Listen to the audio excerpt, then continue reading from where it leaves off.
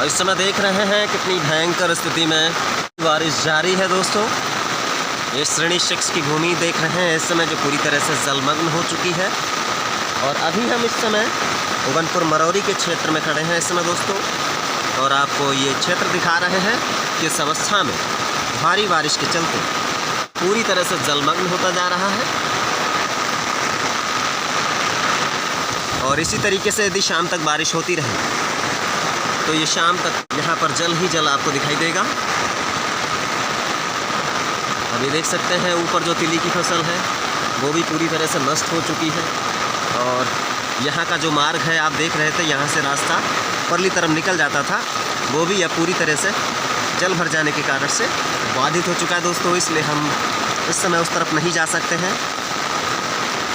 और आगे भी हम दिखाएंगे किस अवस्था में यहाँ पर जलमग्न परिस्थिति है दोस्तों। अब देखिए यहाँ इतनी तेज़ गति के साथ वर्षा आरंभ है और जो लोगों ने चरी बो रखी है वो भी नष्ट हो जाएगी ऐसे में। और जो किसानों के आगे विषम समस्या भी खड़ी होनी दोस्तों। अब देखिए यहाँ पर जो पानी का बहाव इतनी तेज़ गति के साथ है क्योंकि वर्षा तेज़ हो रही है। अभी कटान भी हो जाएगा यहाँ से। और जो धान की फसल है वो भी पूरी तरह से नष्ट होती दिखाई दे रही है। और देखिए यहाँ पर जो पानी का बहाव है कितना तेज़ गति के साथ में है। और यहीं पर हमारे गांव के एक किसान बंधु हैं जिनके द्वारा इस श्रेणी 6 की भूमि जो है इनकी धान की फसल के नीचे एरिया आता है, इस पर अवैध कब्जा जमाते हुए इस पर ब्लेड युक्त तार लगा दिया है और इस पर चरी भी बो दी गई थी। जबकि लेखपाल को इस संबंधित अवगत कराया था लेखपाल ने, लेकिन आज तक इसको संज्ञान नहीं लिया है और उल्टा शासन को फर्जी आख्या प्रेषित करते हुए इस जगह को कब्जा मुक्त दिखा दिया गया है। तो इस तरह की यहाँ की घृणित कार्यशैली यहाँ पर जिम्मेदार प्रशासनिक अधिकारियों की है।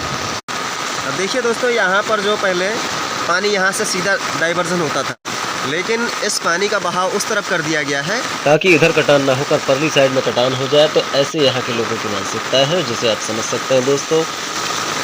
अब हम यहाँ पर जो धान की फसल है उसे दिखाएंगे किन परिस्थितियों में।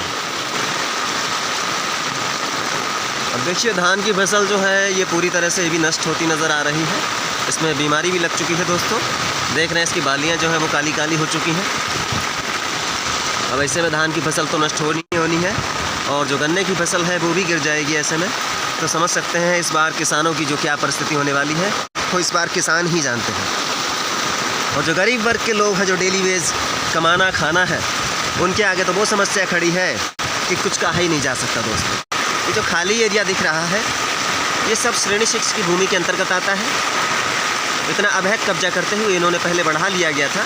जब प्रथम बार किसी ने विरोध नहीं किया तो वहीं से उनको हिम्मत मिल जाती है।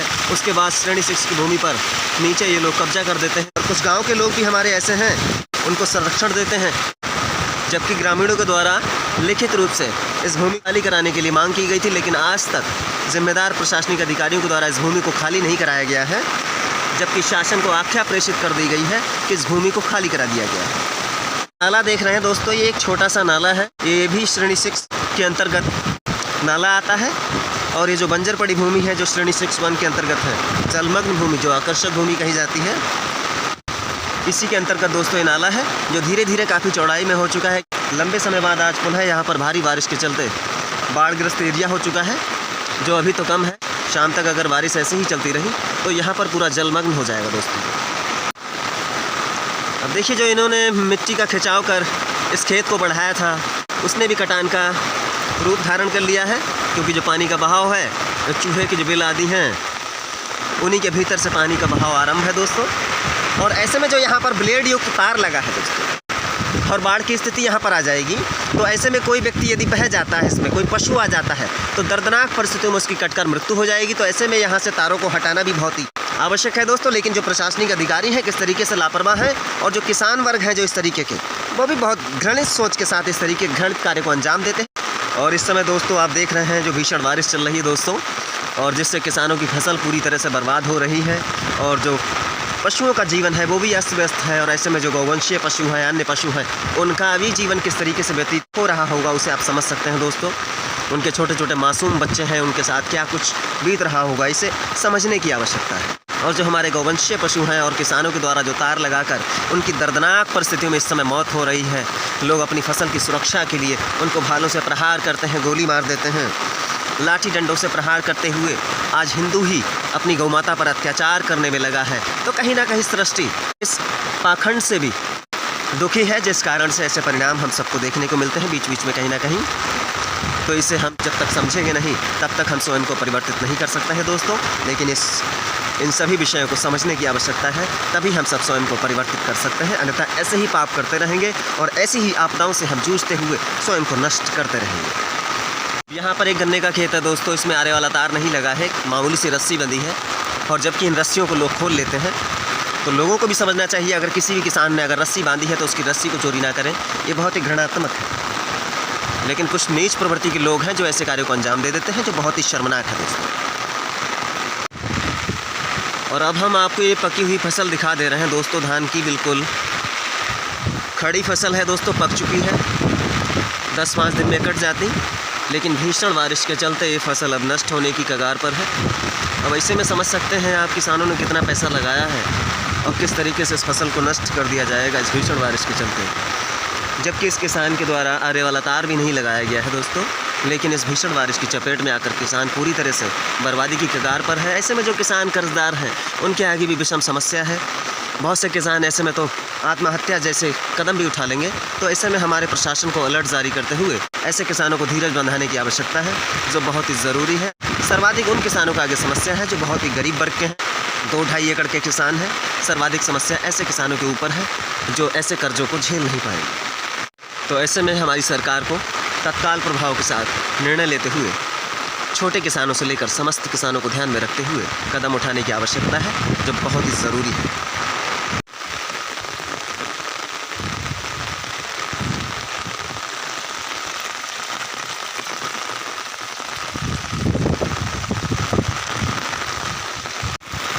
अब दोस्तों इस समय यहाँ पर जलस्तर बहुत अधिक हो चुका है और इसलिए यहाँ से निकलने में ही भलाई है। कमर तक यहाँ पर पानी है दोस्तों और पानी का जो बहाव है वो तेज़ गति के साथ इस समय है।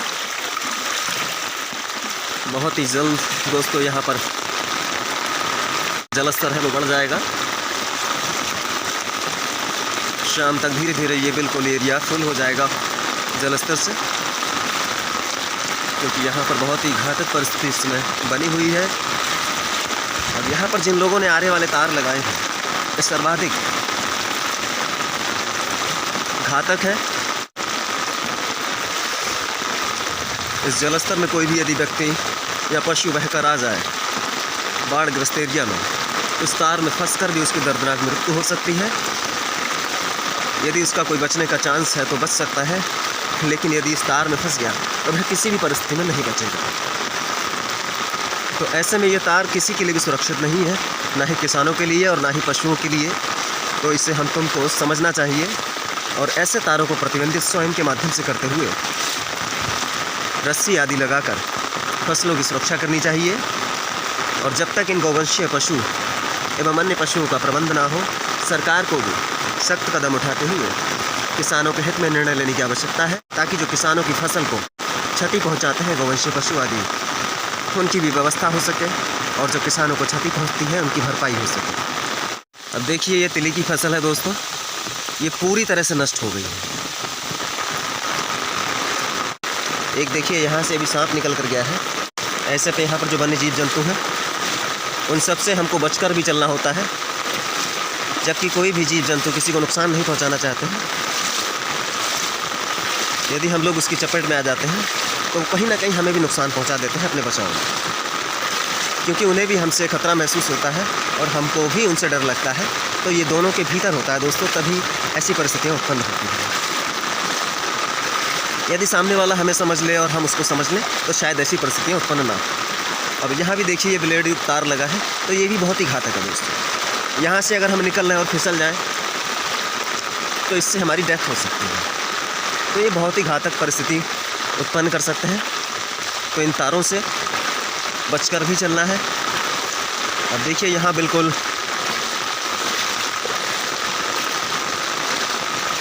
जल कितनी भारी मात्रा में यहाँ पर भर चुका है।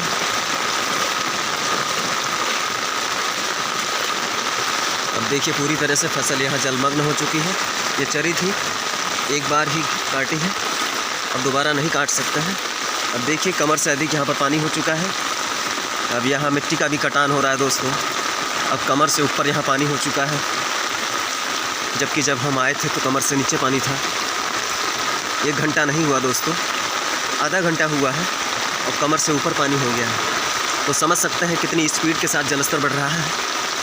तो ऐसे में जितने निचले एरिया में लोग भी रह रहे हैं उनको सावधानी बरतते हुए वहाँ से निकलने की आवश्यकता है, क्योंकि परिवार की सुरक्षा सबसे बड़ी सुरक्षा होती है। तो इसे हमारे लोगों को भी समझना है, क्योंकि जो निचले स्तर पर लोग रह रहे हैं उनको भी ऊंचे स्थानों पर जाकर शरण लेने की आवश्यकता है, जो बहुत ही ज़रूरी है। और हमारे पुलिस प्रशासन को भी चाहिए ऐसे समस्त क्षेत्रों में समस्त लोगों को अवगत कराते हुए अलर्ट जारी करें, ताकि लोग जो है सुरक्षित होते हुए अपने परिवार को भी सुरक्षित रख सकें। अभी हमारा गांव आ चुका है। ये पूरा दोस्तों जलमग्न एरिया है।